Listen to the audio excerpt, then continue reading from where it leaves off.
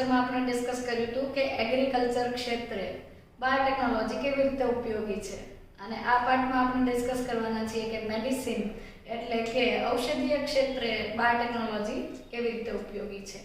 તો biotechnological applications biotechnological applications in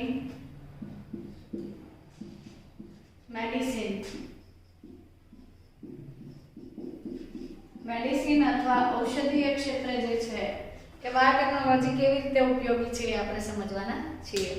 તો આપણે જાણીએ છીએ કે બાયોટેકનોલોજીની મદદથી આપણે રિકોમ્બિનન્ટ ડીએનએ પદ્ધતિ સમજી ચૂક્યા છીએ અને તેનાથી એ વસ્તુ શક્ય બની શકે છે કે આપણે કોઈ ઉપયોગી પ્રોટીન, ઉત્સેચક કે વેક્સિન જે છે એને આણ્વીય સ્તરે ઉત્પાદિત કરીએ, મોટા જથ્થામાં એનું પ્રોડક્શન કરીએ છીએ અને ક્લિનિકલ ટ્રાયલ્સમાંથી પસાર કર્યા પછી આપણે એનું માનવ કલ્યાણ માટે ઉપયોગ કરી શકીએ છીએ. તો બાયોટેકનોલોજીની અંદર આ મેડિસિન ક્ષેત્રની જે અગત્યતા છે તેમાં આપણે મુખ્યત્વે જીનેટિકલ એન્જિનિયર્ડ એટલે કે જનીન ઇજનેરી વિદ્યાની મદદથી તૈયાર થયેલું ઇન્સ્યુલિન અને જીન થેરાપી અથવા જનીન થેરાપી જે છે એ ડિસ્કસ કરવાના છીએ.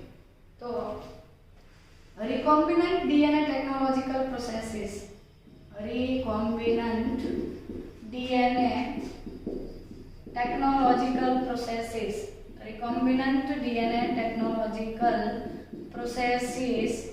have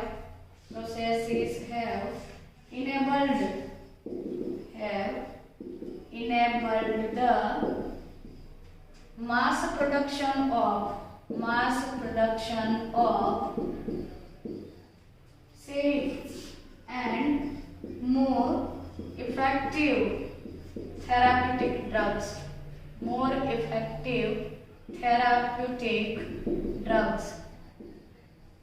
થેરાપ્યુટિક ડ્રગ્સનો અર્થ છે કે ઉપયોગમાં લઈ શકાય એવા ઔષધીય જે ડ્રગ્સ છે, ઔષધીય દવાઓ જે છે એ બનાવવા માટે, અને એ પણ કઈ કન્ડિશનમાં, સેફ અને વધારે અસરકારક પરિસ્થિતિમાં.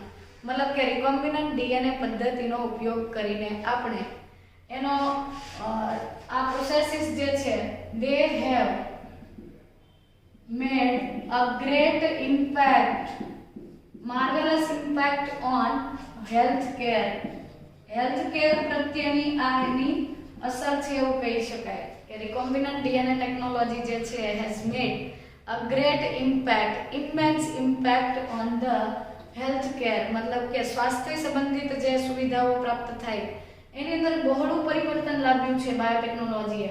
It has the recombinant DNA technological processes have enabled the mass production, મોટા જથ્થામાં ઉત્પાદન કોનું, સેફ અને વધારે ઇફેક્ટિવ જે થેરાપ્યુટિક ડ્રગ છે, જે સારવાર માટે વપરાતી દવાઓ છે એ વધારે સક્ષમ, વધારે અસરકારક અને સેફ છે, એટલે કે એનાથી કોઈ આડઅસર થવાની સંભાવના રહેતી નથી.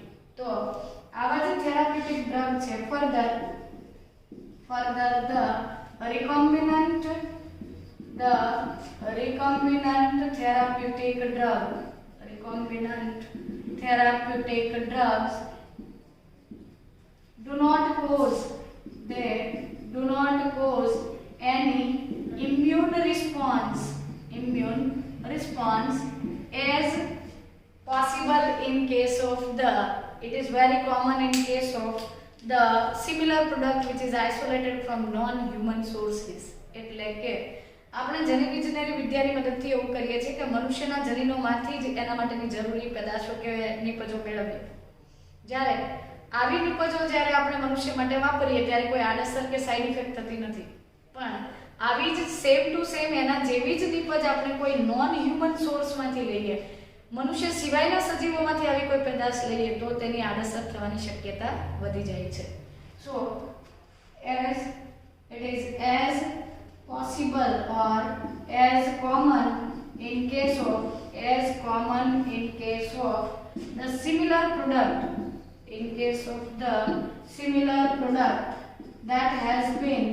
that is isolated from the other non-human sources જે છે મતલબ કે મનુષ્ય સિવાયના જે સ્ત્રોતોમાંથી તમે કોઈક નિપજ પ્રાપ્ત કરો છો, એટલે કે રિકોમ્બિનન્ટ થેરાપ્યુટિક ડ્રગ જે છે તેનાથી કોઈ આડઅસર નથી થતી, એના પ્રત્યે આપણું પ્રતિકારક તંત્ર એટલું બધું સક્રિય નથી થતું. જ્યારે આ બાબત ક્યારે બને છે? ઇમ્યુન રિસ્પોન્સ ક્યારે જોવા મળે છે? Immune response is very common in case of the similar product which is isolated from non human sources. એટલે કે તમે જેનેટિકલ એન્જિનિયરિંગની મદદથી મનુષ્યના જનીનનો ઉપયોગ કરી મનુષ્ય માટે ઇન્સ્યુલિન બનાવો છો, તો એની કોઈ આડઅસર નથી. પરંતુ તમે સ્લોટર હાઉસની અંદર કતલખાનામાં જતા જે ડુક્કર, પીગ જે છે, કેટલ્સ જે છે, એનામાંથી ઇન્સ્યુલિન કાઢી અને હ્યુમનને આપો છો તો એલર્જીક ઇફેક્ટ થશે. એટલે આ જે આડઅસરો છે એ ઘટાડી શકાય છે. ઓકે, તો over the world more than 30 approximately 30 recombinant therapeutics are currently being marketed over the world. અને આ માર્કેટિંગ પામતી જે થેરાપ્યુટિક ડ્રગ્સ છે એ પૈકીની in India out of this 12 of these are marketed, they are used. मतलब કે આખા વિશ્વની અંદર 30 જેટલી recombinant therapeutics જે છે they are approved for human usage or human use. આ 30 જેટલા ડ્રગ્સ એવા છે કે એવી થેરાપ્યુટિક ડ્રગ્સ છે કે જે recombinant DNA મેથડથી બનેલી છે અને તેનો ઉપયોગ મનુષ્ય માટે ફાયદાકારક છે, એ સાબિત થઈ ગયું છે, સેફ છે, એવું અપ્રુવલ મળી ગયું છે. આવી 30 રિકોમ્બિનન્ટ ડ્રગ પૈકીની 12 જેટલી જે રિકોમ્બિનન્ટ ડ્રગ્સ છે, થેરાપ્યુટિક્સ છે, તેનો ઉપયોગ આપણે ભારતીય સ્તરે પણ કરી રહ્યા છીએ. તો આ રીતે રિકોમ્બિનન્ટ ડીએનએ ટેકનોલોજીથી બનાવેલી જે નિપજો છે એ વધારે ઉપયોગી છે. ચાલો તો આપણે જેનેટિકલ એન્જિનિયર્ડ અથવા જેનેટિકલી એન્જિનિયર્ડ ઇન્સ્યુલિન જે છે, મતલબ આવી જ રીતે મોડિફિકેશનથી જે ઇન્સ્યુલિન બનેલું છે એ કેવી રીતે વપરાય છે અને કેવી રીતે કાર્ય કરે છે એ સમજવાનું છે. ચાલો તો જનીન ઇજનેરી વિદ્યાની મદદથી તૈયાર થતું ઇન્સ્યુલિન છે એ સમજીએ. Genetically engineered insulin, genetically engineered insulin જનીન વિદ્યાની મદદથી જે તૈયાર કરવામાં આવેલું ઇન્સ્યુલિન છે એની આપણે ચર્ચા કરવાની છે. તો સામાન્ય રીતે ઇન્સ્યુલિનનો ઉપયોગ ક્યાં થાય છે? ડાયાબિટીસ મેલિટસના દર્દીઓ માટે. જે અડલ્ટ ઓનસેટ ડાયાબિટીસ છે, પુખ્ત વ્યક્તિમાં જોવા મળતી ડાયાબિટીસ જે છે એને આપણે મેનેજ કરી શકીએ છીએ વારંવાર અથવા તો સમયાંતરે ઇન્સ્યુલિન લઈને. તો આ ઇન્સ્યુલિન જે છે એ કેવી રીતે પ્રાપ્ત થાય એ સમજીએ. પહેલા તો આપણે લખીએ કે management of adult onset diabetes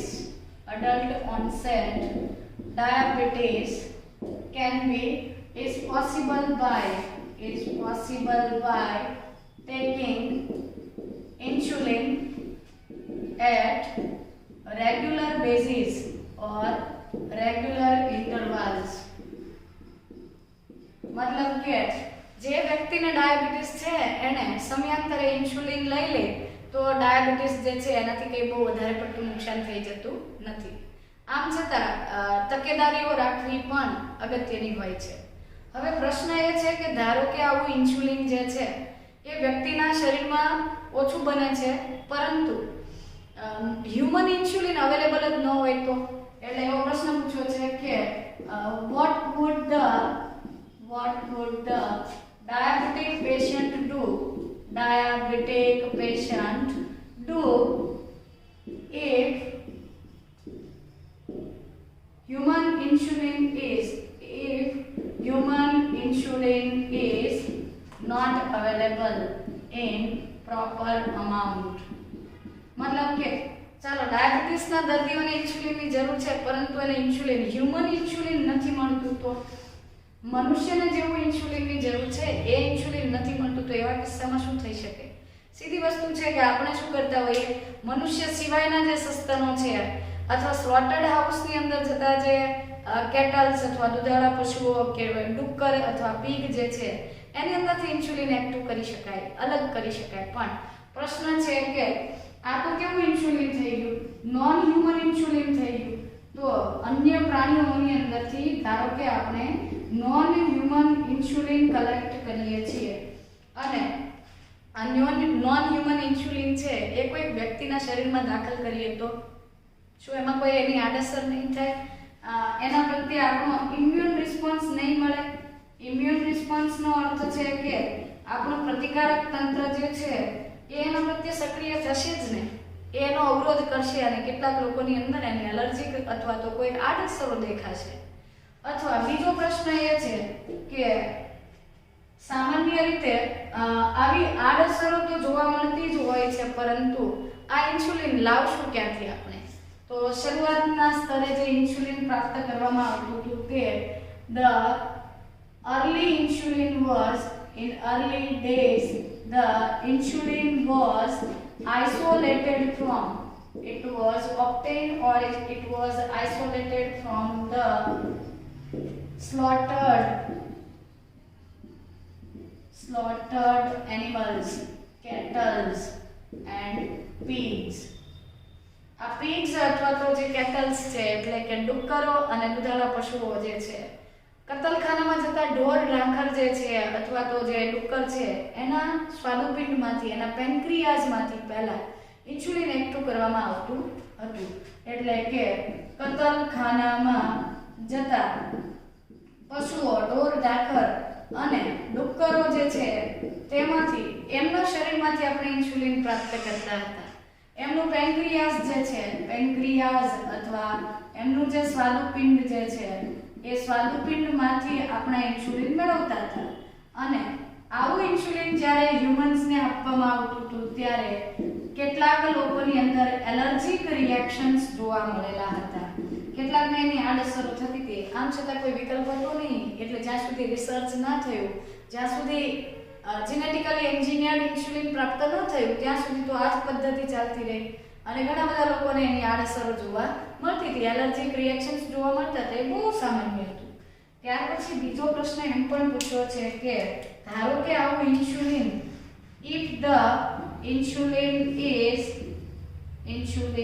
is given orally to the patient.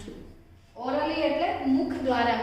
ધારો કે કોઈ વ્યક્તિને આપણે ઇન્સ્યુલિનના ડ્રોપ જે છે, ટીપાઓ જે છે એ વ્યક્તિના મુખમાં આપણે આપીએ છીએ તો શું થશે?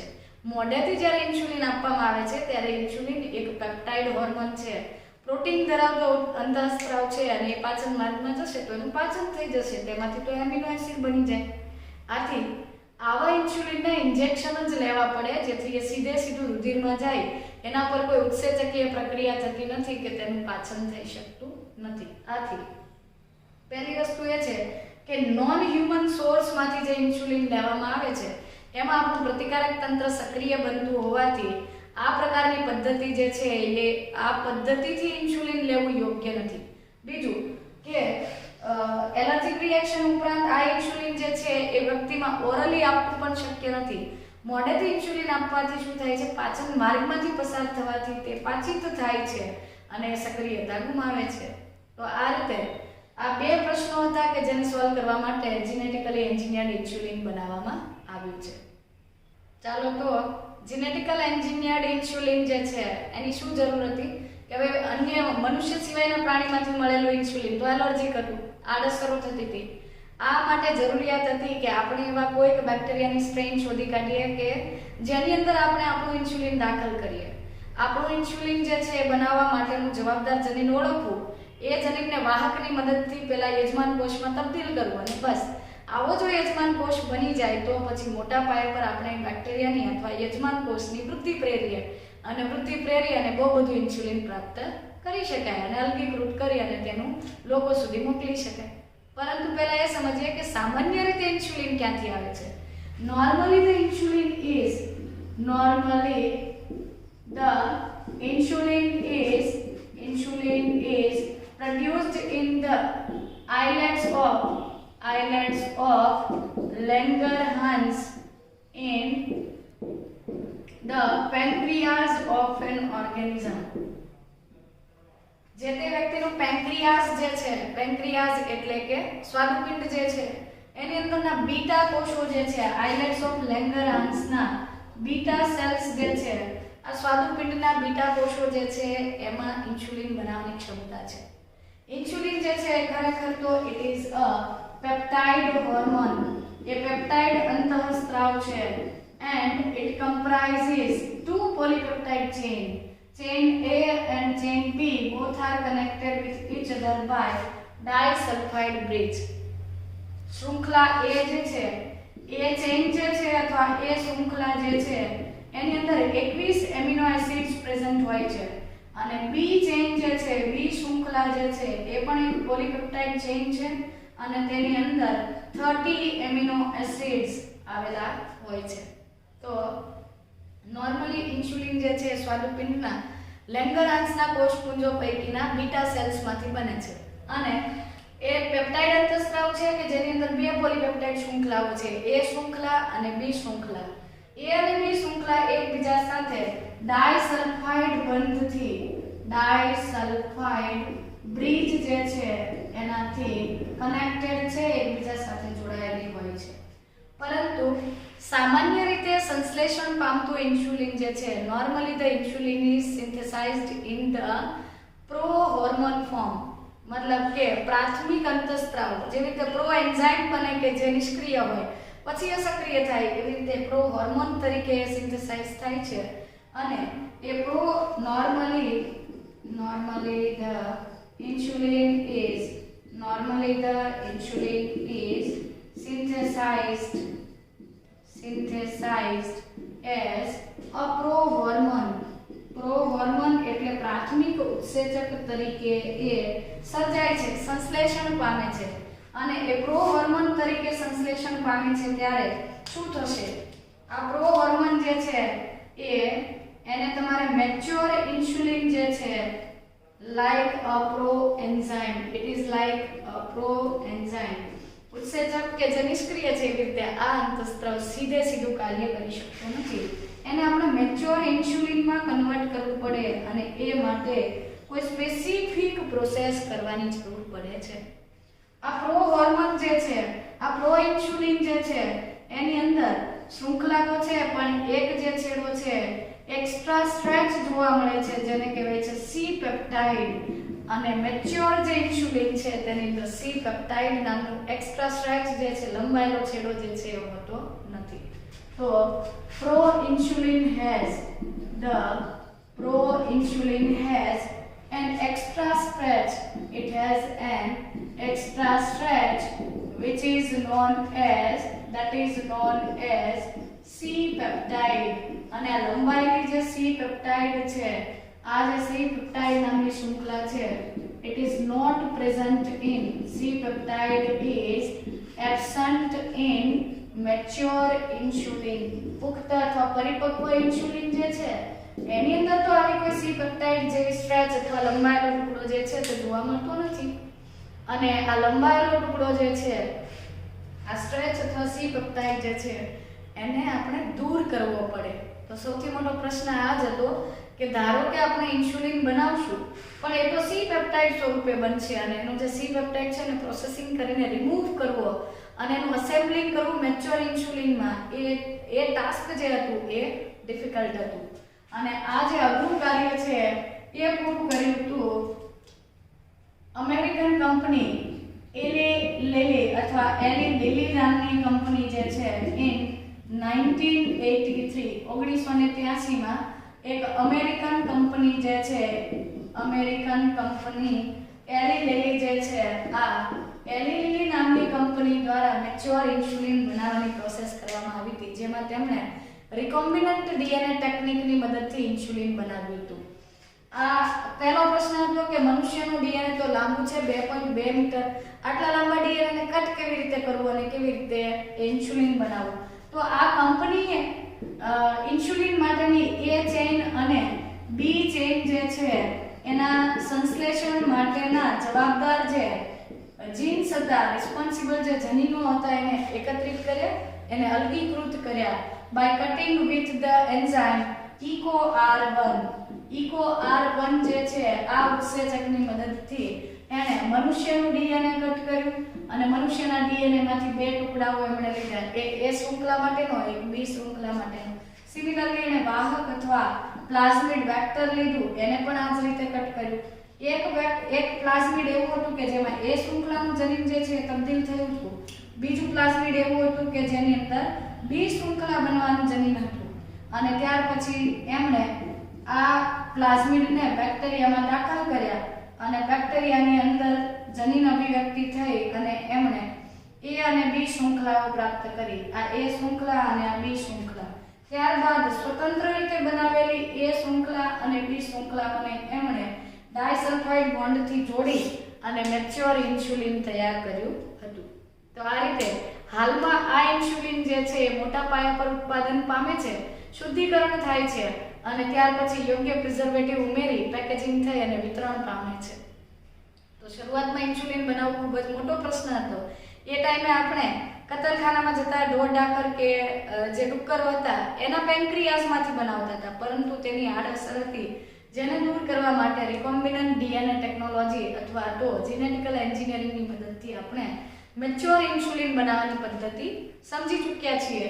અને આ પદ્ધતિ આપી હતી એલી લિલિન નામની અમેરિકન કંપનીએ અને હાલમાં આ પદ્ધતિથી ઇન્સ્યુલિનનું ઉત્પાદન આખા વિશ્વમાં થઈ રહ્યું છે. ચાલો તો ત્યાર પછી આપણે સમજવાના છીએ જીન થેરાપી અથવા જનીન therapy.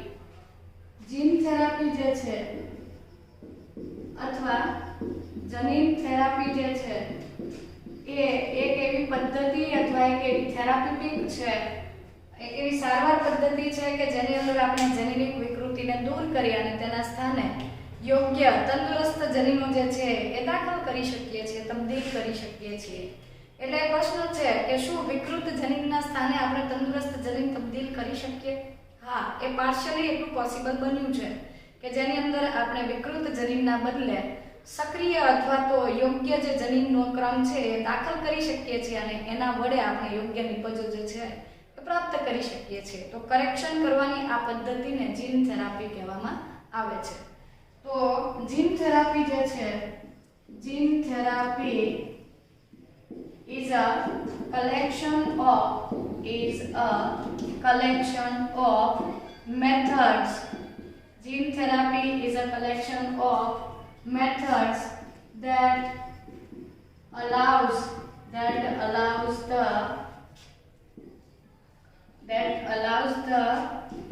correction of a gene defect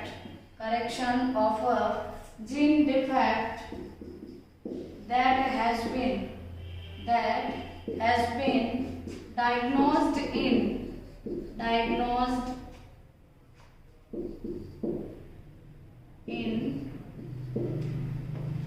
a person or embryo.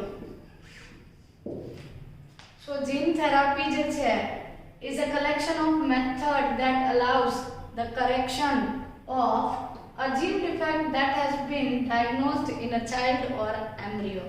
કોઈ વિકસતો ગર્ભ છે અથવા તો કોઈ વિકસતું જન્મેલું બાળક છે કે જેની અંદર કોઈ ડેફિશિયન્સી અથવા જીન ડિફેક્ટ જે છે, જન્મજાત કોઈક ખામી છે એ શોધી કાઢવામાં આવી છે અથવા તો એનું નિદાન થયું છે, તો એનું કરેક્શન કરવા માટે જે પણ પદ્ધતિઓ વપરાય છે, પ્રક્રિયાઓ વપરાય છે તેના સમૂહને જનીન થેરાપી કહેવાય છે. ફરીથી જનીન થેરાપી જે છે એ ઘણી બધી પદ્ધતિઓનો સમૂહ છે કે જેની મદદથી જે વિકૃત જનીનો છે અથવા તો અસરકારક જનીનો કે જે ખામીયુક્ત જનીનો છે એનું કરેક્શન કરવામાં આવે છે કે જેનું નિદાન કોઈ વિકસતા ગર્ભ કે નવા જન્મેલા બાળકમાં થયું હોય. તો આ પદ્ધતિની અંદર શું કરવામાં આવે છે? સામાન્ય રીતે જીન થેરાપી જે છે, usually gene therapy is progressed with an embryo or a newly born infant એટલે કે child. એની અંદર જનીન થેરાપીથી આપણે જન્મજાત જે ખામી છે અથવા ચયાપચયની કોઈક વિકૃતિ છે તેને દૂર કરી અને એના બદલે તંદુરસ્ત જનીન દાખલ કરી શકીએ છીએ. એટલે કે જીન therapy includes or it involves the insertion of or introduction of, it involves the introduction or insertion of a healthy or normal active gene, normal healthy gene in place of the defected genes, in the place of a defected gene. मतलब के જે વિકૃત જનીન છે, non functional જનીન છે, એ non functional જીનના બદલે તંદુરસ્ત જનીન દાખલ કરવામાં આવે છે. અને આ તંદુરસ્ત જનીન જે છે એ દાખલ કરવાથી શું થશે? એ તંદુરસ્ત જનીન જે તે સજીવના શરીરમાં સક્રિય થશે. એટલે કે વિકૃત જનીનના કાર્યો જે છે, વિકૃત જનીનના કાર્યોના બદલે સામાન્ય કાર્યો દર્શાવતું, તેના બદલે સામાન્ય કાર્યો દર્શાવતું તંદુરસ્ત જનીન જે છે, સામાન્ય કાર્યો દર્શાવતું તંદુરસ્ત જનીન દાખલ કરવામાં આવે છે. અને આ દાખલ કરેલું જનીન જે છે એ પણ યોગ્ય રીતે અભિવ્યક્ત થઈ નિશ્ચિત નિપજો જે છે એ સર્જે છે. તો આ રીતે જનીન થેરાપીના ઉપયોગ વડે આપણે જે વિકૃત જનીન છે એનું કરેક્શન કરી અને યોગ્ય નિપજ જે છે પ્રાપ્ત કરી શકીએ છીએ.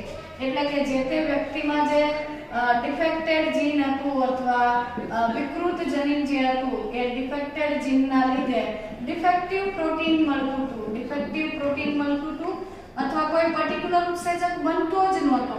એના બદલે તમે તંદુરસ્ત અથવા હેલ્ધી જનીન જે છે દાખલ કરો છો તો તંદુરસ્ત ઉત્સેચક અથવા પ્રોટીન બને છે અને એ યોગ્ય રીતે કાર્ય કરી શકવાના લીધે જે તે વ્યક્તિની અંદર જે વિકૃત જનીનની અસરો હતી એ દૂર કરી શકાય છે.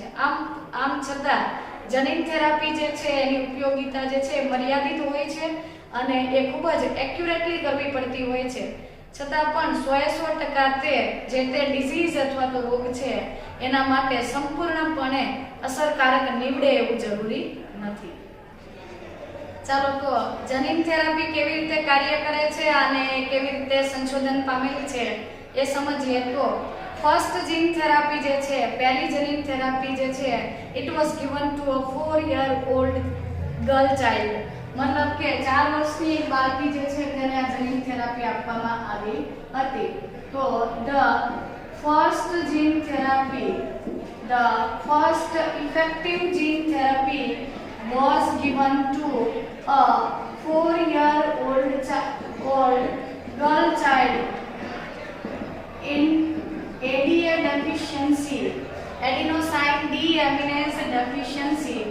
અને આ adenosine deaminase deficiency જે છે that leads to the SCID નું ફૂલ ફોર્મ છે severe combined immunodeficiency syndrome.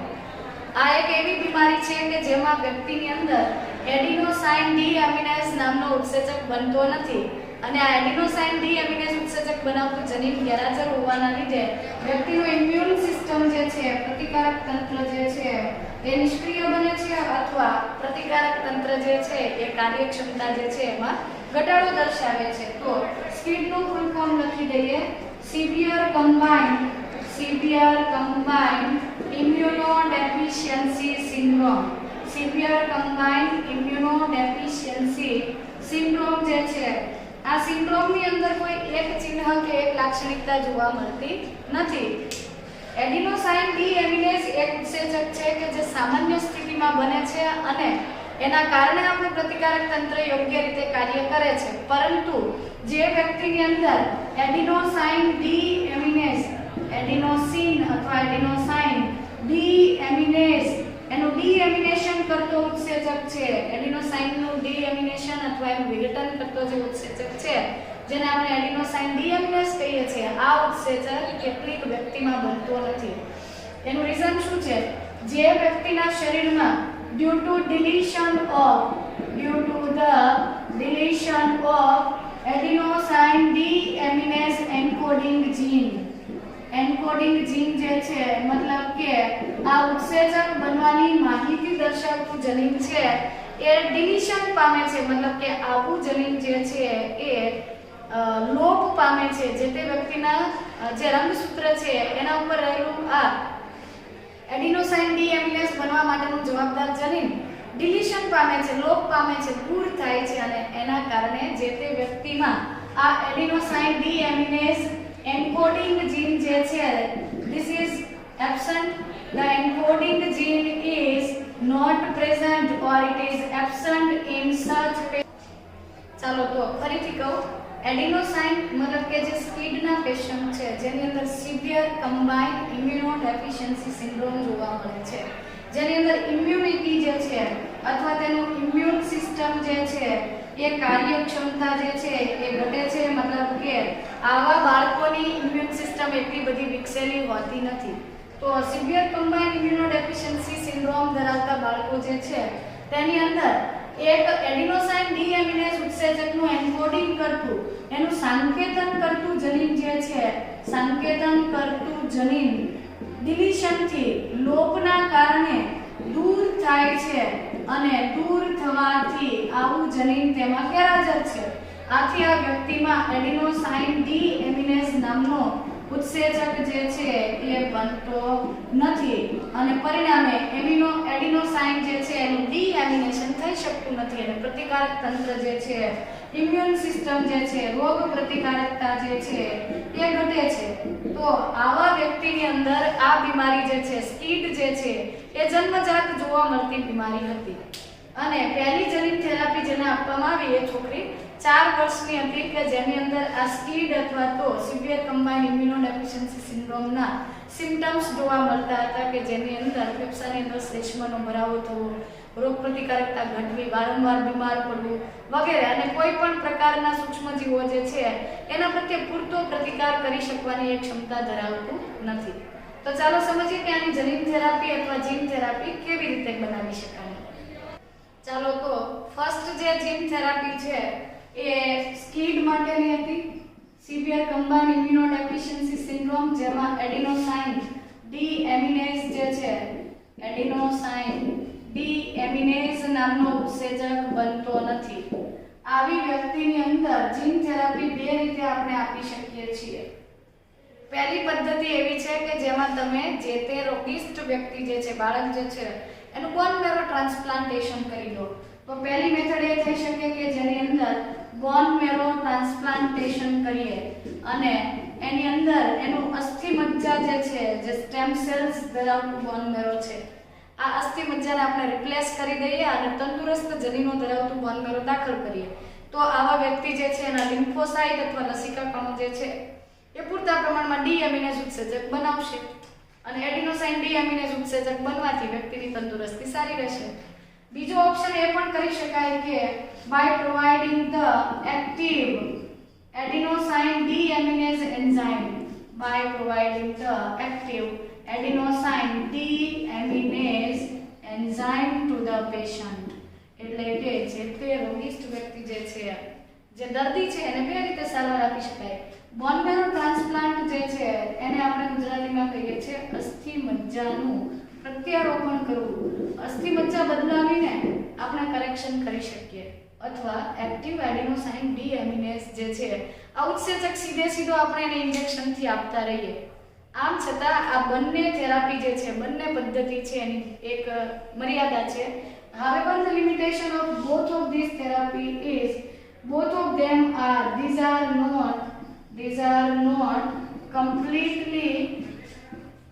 not able to cure the disease completely. Curative મતલબ કે એ ક્યોરેટિવ નથી, એનાથી સંપૂર્ણપણે બીમારી જે છે એ દૂર થઈ શકતી નથી. ફક્ત જે તે વ્યક્તિને એ બીમારીમાંથી આપણે રાહત અપાવી શકીએ છીએ. સંપૂર્ણપણે એ બીમારી જે છે એ કમ્પ્લીટલી આપણે એને સ્વસ્થ બનાવી શકતા નથી. છતાં પણ બહુ બધી તકેદારીઓ તો રાખવી જ પડે છે. તો આ એક મર્યાદા છે કે બોન મેરો ટ્રાન્સપ્લાન્ટ કરો તો પણ ભલે, એક્ટિવ એડિનોસાઇન ડીએમિનેઝ એન્ઝાઇમ ઉમેરો તો પણ ભલે, ઉત્સેચક ઉમેરો છો ત્યારે વારંવાર ઉમેરવો પડે છે. ટ્રાન્સપ્લાન્ટેશન કરો છો તો એનું મોનિટરિંગ કરવું પડે છે, એ યોગ્ય રીતે કાર્યશીલ છે કે નહીં એ ચકાસવું પડે છે. આ બંને પદ્ધતિઓ 100% ક્યોરેટિવ નથી, એટલે કે છતાં પણ વ્યક્તિને બીમારી તો રહે જ છે પરંતુ થોડી રાહત થાય છે. તો તંદુરસ્ત જીવન આપી શકાય છે અને ઘણી વખત એવું બને છે કે થેરાપી આપવા છતાં પણ એ કેટલાક વર્ષો બાદ જે છે તે વ્યક્તિ મૃત્યુ પામે છે. તો એડિનોસાઇન ડીએમિનેઝની ડેફિશિયન્સી ધરાવતા સ્કીડના પેશન્ટ માટે in the first stage of therapy gene therapy જે છે એના પહેલા સ્ટેપમાં આપણે શું કરીએ? In first step we should isolate the lymphocytes of the patient, the SCID patient. પહેલી પરિસ્થિતિમાં આપણે જે સ્કીડ અથવા સિવિયર કમ્બાઇન્ડ ઇમ્યુનોડેફિશિયન્સી સિન્ડ્રોમ ધરાવતા જે દર્દીઓ છે એના જે લિમ્ફોસાઇટ અથવા લસિકા કોષો જે છે એને બહાર કાઢવા જોઈએ અને ત્યાર પછી આ લિમ્ફોસાઇટ જે છે these lymphocytes should be cultured in the laboratory. લેબોરેટરીની અંદર આપણે આ જે લિમ્ફોસાઇટ અથવા લસિકા કણો છે એનું કલ્ચર કરવું જોઈએ, એટલે કે એનું સંવર્ધન કરવું જોઈએ. અને સંવર્ધન કર્યા પછી આપણે શું કરવાનું કે પ્રયોગશાળાની અંદર આ લિમ્ફોસાઇટ છે આની અંદર પેલું જનીન છે એ ડિલીટ થઈ ગયેલું છે, તો by using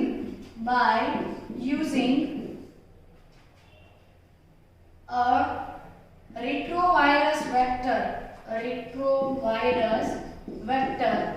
we can insert or introduce the active adenosine deaminase complementary DNA into the cell. એટલે શું?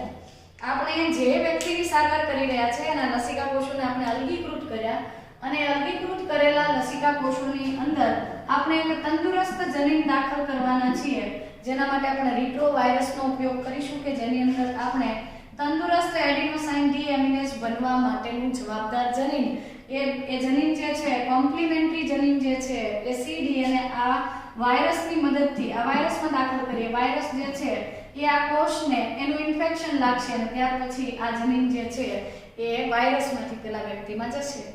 ત્યાર પછી આ એક્ટિવ એડિનોસાઇન ડીએમિનેઝ જીન જે છે એક્ટિવ એડિનોસાઇન ડીએમિનેઝ જીન જે છે active adenosine deaminase gene જે છે it is introduced into the lymphocytes of the patient. અને ત્યાર પછી આવા જે લસિકા કણો અથવા લિમ્ફોસાઇટ છે એનું મોટા પાયા પર ઉત્પાદન કરવામાં આવે છે અને ત્યાર પછી આ તંદુરસ્ત જનીન ધરાવતા જે લિમ્ફોસાઇટ્સ જે છે જે હેલ્ધી લિમ્ફોસાઇટ્સ જે છે they are again introduced એ દાખલ કરવામાં આવે છે into the patient body. પેશન્ટનું બોડી જે છે પેશન્ટના શરીરમાં આવા તંદુરસ્ત જનીનો ધરાવતા લિમ્ફોસાઇટને તબદીલ કરવામાં આવે છે. જ્યારે બીજી કન્ડિશનમાં આપણે એવું પણ કરી શકીએ કે જે તે વ્યક્તિને વારંવાર એડિનોસાઇન ડીએમિનેઝ જે છે એના ઇન્જેક્શન આપીએ. આમ છતાં આપણે શું કીધું કે આ બંને ટેકનિક જે છે એ કમ્પ્લીટલી ક્યોરેટિવ નથી, પણ however if we are able to diagnose the disease during the embryonic stage, મતલબ ધારો કે જે તે વ્યક્તિની અંદર સ્કીડ અથવા સિવિયર કમ્બાઇન્ડ ઇમ્યુનોડેફિશિયન્સી સિન્ડ્રોમની બીમારી છે કે નથી એ પહેલા એના મેરો સેલ્સ જે છે એ જ્યારે માતાના શરીરમાં ગર્ભ વિકાસ થતો હોય ત્યારે આ ડિફેક્ટિવ જનીન બાળકમાં ગયું છે કે નહીં એ ચેક કરવામાં આવે અને ત્યાર પછી વિકસતા ગર્ભીય તબક્કે જ આપણે તંદુરસ્ત જનીનો અથવા તો આ પદ્ધતિથી એની અંદર તંદુરસ્ત બોન મેરો ડેવલપ કરાવીએ તો આ પદ્ધતિ જે છે કાયમી બની જાય છે. અધરવાઇઝ એ કાયમી અથવા પરમેનન્ટ સોલ્યુશન નથી. કેમ? બીકોઝ તમે જે લિમ્ફોસાઇટને કલ્ચર કરો છો એ લિમ્ફોસાઇટ એક નિશ્ચિત આયુષ્ય ધરાવે છે. એ they are not immortal. Immortal એટલે કે they are not immortal, અમર નથી. આ લિમ્ફોસાઇટ કે જેની અંદર તમે પેલી થેરાપી અથવા તંદુરસ્ત જનીનો દાખલ કર્યા છે આ લિમ્ફોસાઇટ્સ પણ કેટલાક મહિનાઓની અંદર મૃત્યુ પામે છે. સો we need to carry out some infusion during the regular intervals. મતલબ કે આપણે સમયાંતરે આવા તંદુરસ્ત જનીનો જે છે ધરાવતા લિમ્ફોસાઇટ છે તે વ્યક્તિમાં વારંવાર દાખલ કરવા પડે છે અને એ પ્રોસેસ જે છે થોડી હેક્ટિક થઈ જાય છે. વારંવાર જે તે દર્દી જે છે એને અમુક સમયાંતરે આવા તંદુરસ્ત લિમ્ફોસાઇટ જે છે એની થેરાપી કન્ટિન્યુ કરવી પડે છે. પરંતુ જો જે તે વ્યક્તિમાં આ સ્કીડ છે એ ખબર કેમ પડે?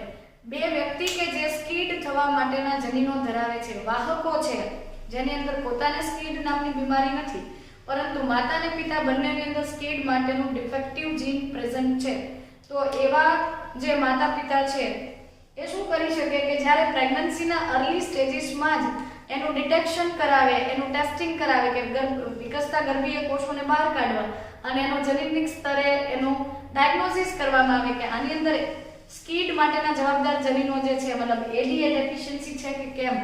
પેલું જનીન જો એમાં એબ્સેન્ટ હોય તો પહેલેથી જ ગર્ભ વિકાસ દરમિયાન જ એની અંદર પેલી થેરાપી જે છે એટલે કે તંદુરસ્ત એડિનોસાઇન ડીએમિનેઝ બનાવતું કોમ્પ્લિમેન્ટરી ડીએનએ દાખલ કરવામાં આવે અને જેના કારણે સર્જાતું જે પછી આગળ આ થેરાપી આગળ વધવાના લીધે જે એમ્બ્રિયોનિક ડેવલપમેન્ટ એટલે કે ગર્ભ વિકાસ પૂર્ણ કરીને જન્મતું જે બાળક છે એની અંદર આવા કોમ્પ્લિમેન્ટરી ડીએનએના લીધે તંદુરસ્ત રીતે એડિનોસાઇન ડીએમિનેઝ બનશે અને એની પ્રતિકારકતા જે છે એ સારી રીતે ડેવલપ થાય છે અને તે લાંબુ આયુષ્ય જીવી શકે છે. પરંતુ જો જન્મ બાદ ડિટેક્શન થાય અને આપણે થેરાપી આપીએ છીએ તો એ 100% ક્યોરેબલ હોતી નથી. તો આ થઈ ગઈ મેડિસિન ક્ષેત્રે અથવા તો ઔષધીય ક્ષેત્રે બાયોટેકનોલોજીની પદ્ધતિનો કેવી રીતે ઉપયોગ કરી શકાય એ પદ્ધતિઓ. આના પછીનો જે પાર્ટ છે તેની અંદર આપણે બાયોટેકનોલોજીની બાકીની અગત્યતાઓ છે એની ચર્ચા કરવાના છીએ.